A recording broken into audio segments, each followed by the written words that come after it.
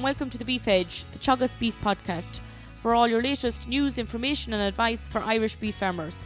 I'm Catherine Egan, and on this episode I'm joined by Dr. Andrew Cromie from ICBF to discuss key initiatives that are helping deliver greater profit and sustainability for suckler beef farmers.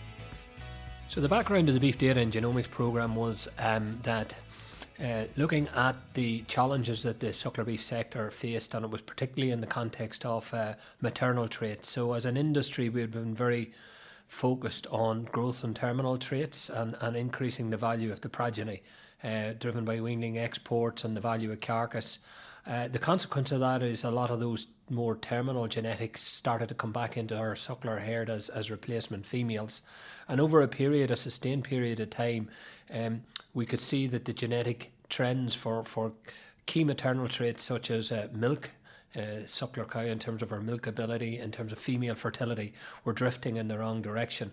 And this was presenting a real challenge for our suckler herds. And fundamentally then the Beef Data and Genomics programme was targeted at the suckler beef industry and to look to address those maternal traits, and in doing so also to address the greenhouse gas challenges that that we now see facing the suckler beef industry, because these key maternal traits are also very much linked to greenhouse gas output at a suckler herd level. What actions are involved in the BDGP programme? The programme was funded under the EU Rural Development Programme, and to receive the payment, farmers received a payment of about €90 per year, and to receive that payment they had to undertake various actions. And examples of actions would have been, for example, recording data, genotyping a proportion of the herd, bringing in 4 and 5 star replacement females, 4 and 5 star stock bulls, completing a carbon navigator,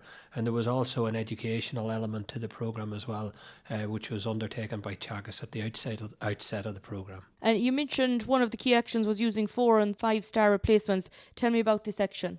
So that is one of the key actions in the programme, and if we were to look at the success of the programme, certainly whilst that action was somewhat contentious at the start, because we were shifting the focus towards these 4 and 5 star females, these females that had better maternal attributes. So they may not necessarily have been as, in terms of growth and confirmation, perhaps maybe what our industry would have liked to have looked at in the past.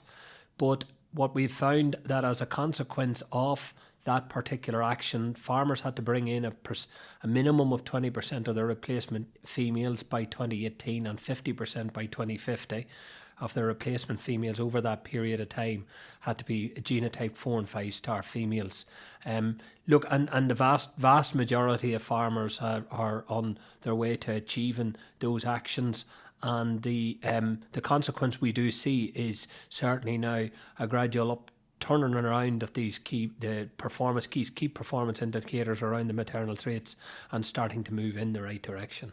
That's great. What's the analysis of heifer calves in the BDGP programme showing? So, for example, and it's the analysis that we presented at the Teagasc Beef Conference, we're seeing, and one of the best ways we can do that is actually to look at we call it a validation analysis, where we're working with Teagasc to take a proportion of the actual animals that came into commercial suckler farms, so BDGP herds that calved in 2017. So this was, if you think about it, the scheme started in 2015. These were the first females that were born as a consequence of the BDGP, born as calves in 2015 and calved in 2017. And when we look at the performance of those females, in terms of they calved in 2017 and how have they performed since then, 2018, 2019 and 2020, well, we consistently see that, for example, in terms of age at first calving, the 5 star females calved a full 1 month earlier than the 1 star females. They have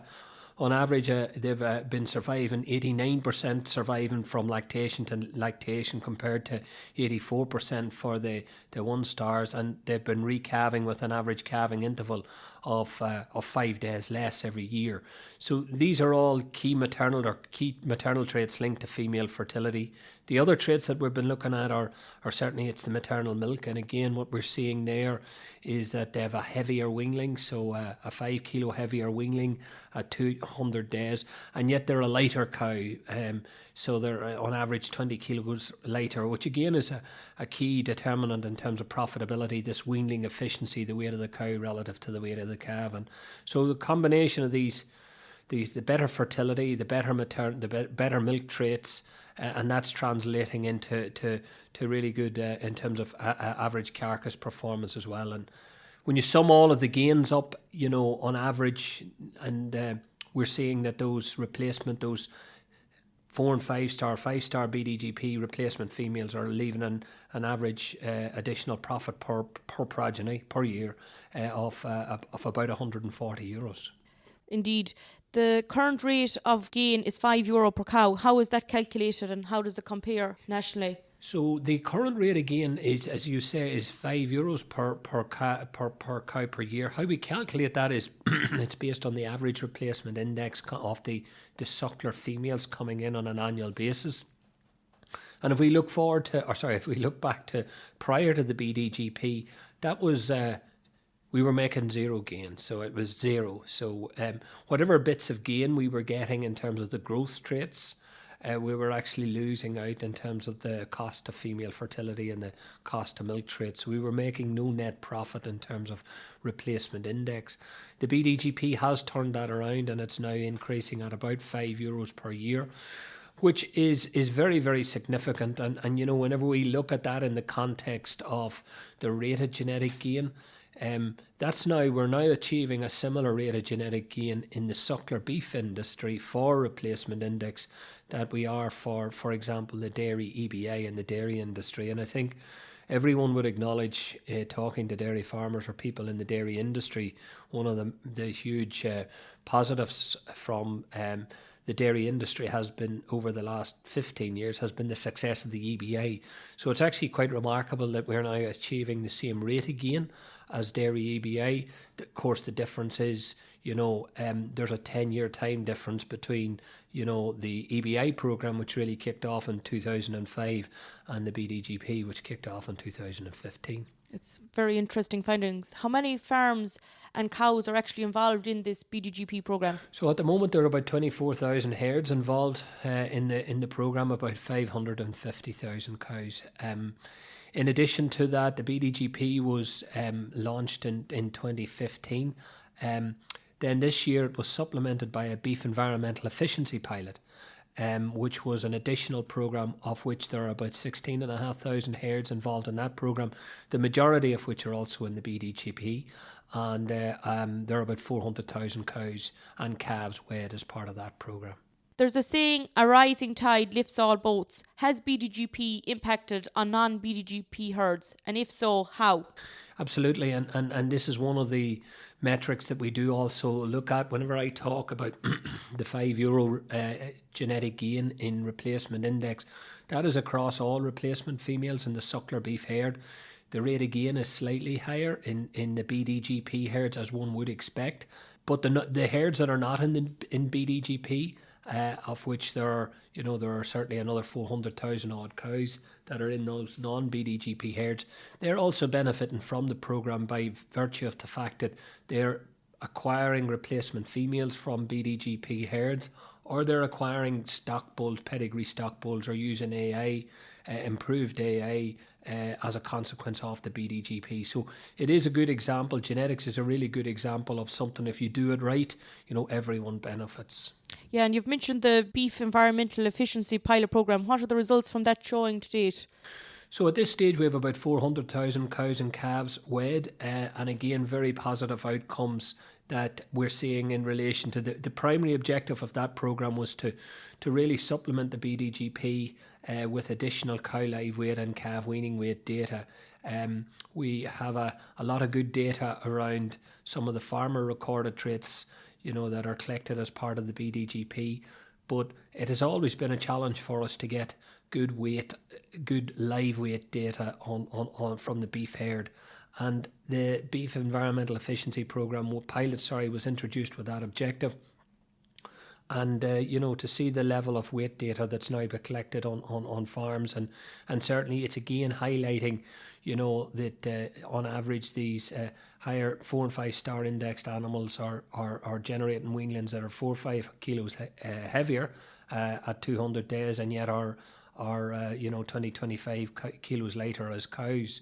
So again, very, very positive in the context of weanling efficiency, but also critically, it's providing the participants really good and solid and objective information around the weights of their weanlings, and providing a means for suckler beef farmers to again talk objectively about one of the key performance indicators that there is in the suckler beef herd, which is it's the average weight of weanlings sold, and the BEEP pilot helps to provide that. You mentioned the weaning efficiency report.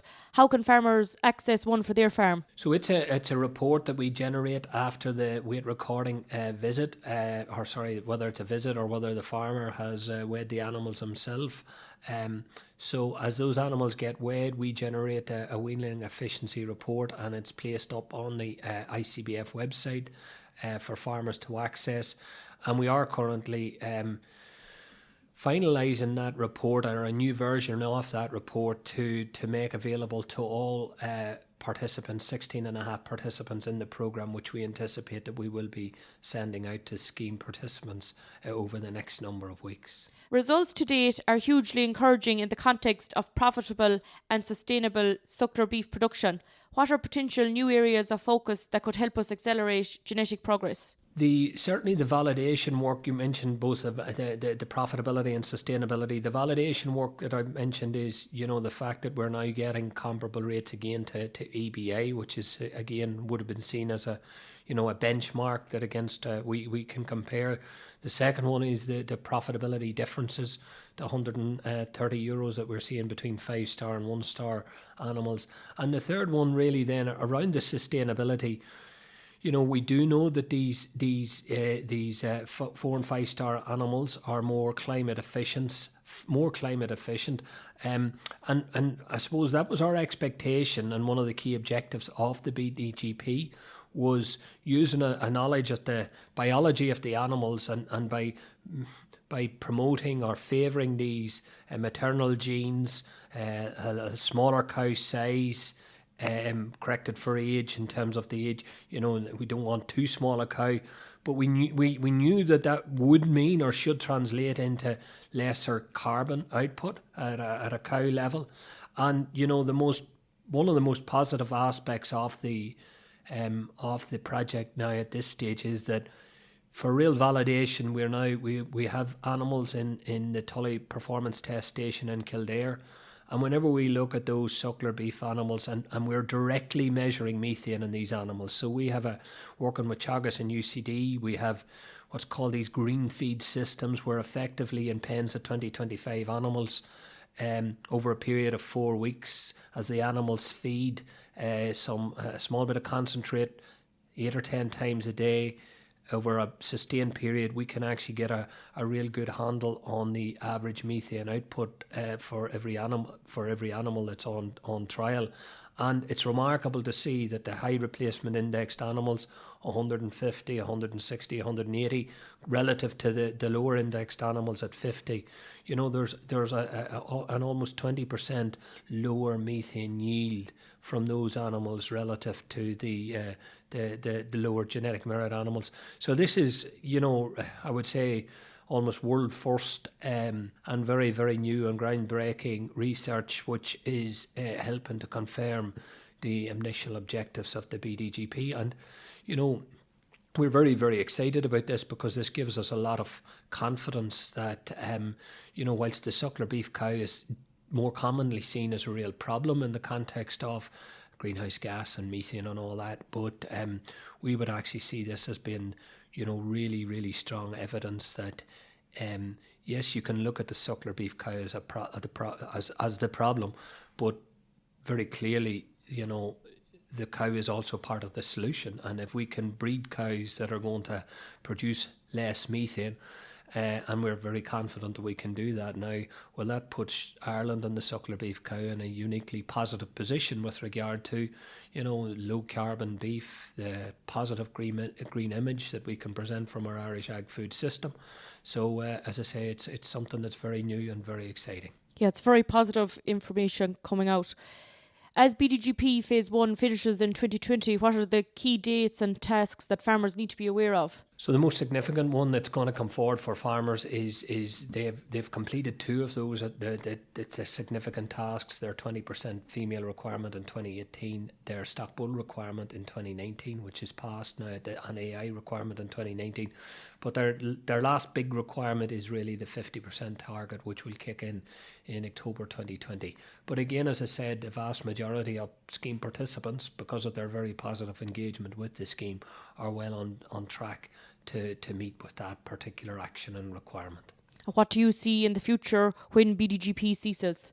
I think the most important thing is that the BDGP has given us a really solid foundation on which to present a very good and strong and technical argument around the benefits of action-based programmes that can support payments to suckler beef farmers, but also really add value in terms of really collecting objective information that's helping to move our suckler beef industry in the right direction. I'd be confident that, as a consequence of BDGP, we can put forward a very strong case again towards,